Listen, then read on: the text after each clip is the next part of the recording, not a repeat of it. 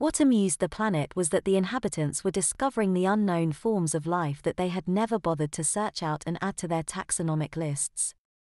True, the discovery process was causing worldwide epidemics of unknown diseases, but Earth was unconcerned with the millions of deaths that ensued. If anything, the planet had felt a bit itchy from all the burrowing in its skin that the tiny creatures made to build their houses of processed stone. The planet could have tolerated a few million of the little parasites with ease, but 5 billion of them. Frankly, it was glad of the relief from the weight of hungry human flesh that threatened to overwhelm its available resources.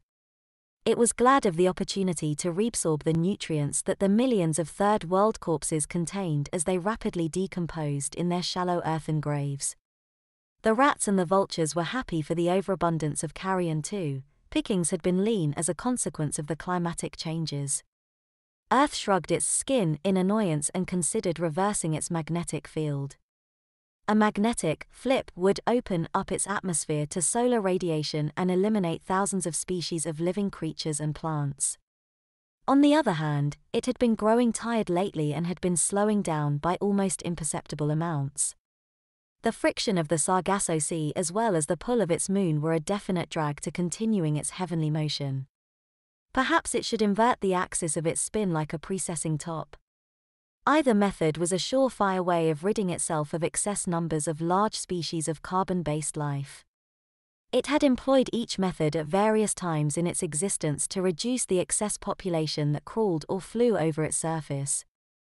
After all, it wasn't as if life couldn't begin again.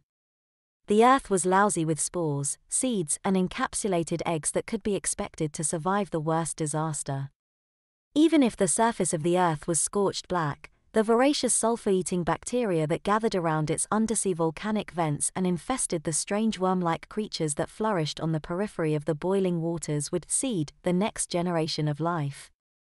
The very rocks 5 miles deep into the crust were infested with anaerobic bacteria. As long as Earth itself remained intact, it would be inhabited by some form of life. The question was not whether Earth would support life, but rather whether it cared to support human life. Each time it shivered in annoyance, quakes sped their way through its mantle and toppled thousands of man-made structures on the surface. What the quakes didn't destroy, seismically generated tsunamis sucked into the ocean in their wake. The results were almost as entertaining to Earth's primitive humor as the destruction caused by tornadoes and typhoons, not to mention the odd hurricane the Earth threw forth as a diversion from its rather boring weather patterns. Frankly, had the Earth been incarnated as a human, it would have been happiest as a Frenchman or Italian, only they had the same appreciation for the humor of violence. Unless extremely primitive tribesmen were considered, but they had odd tastes in torture that gave Earth giggling fits as it witnessed their feeble attempts to propitiate its anger by sacrificing fellow humans in exotic ways. These uncontrollable bursts of humor often caused bedrock of the local volcano to tremble with amusement.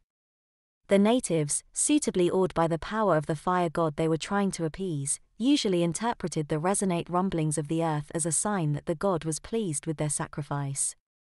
The tribesmen were satisfied that their sacrifices had fulfilled their purpose and they continued their practices until they were either wiped out by a later eruption or white men enslaved the inhabitants for their own good. Unfortunately for the inhabitants, either course led to tribal extinction.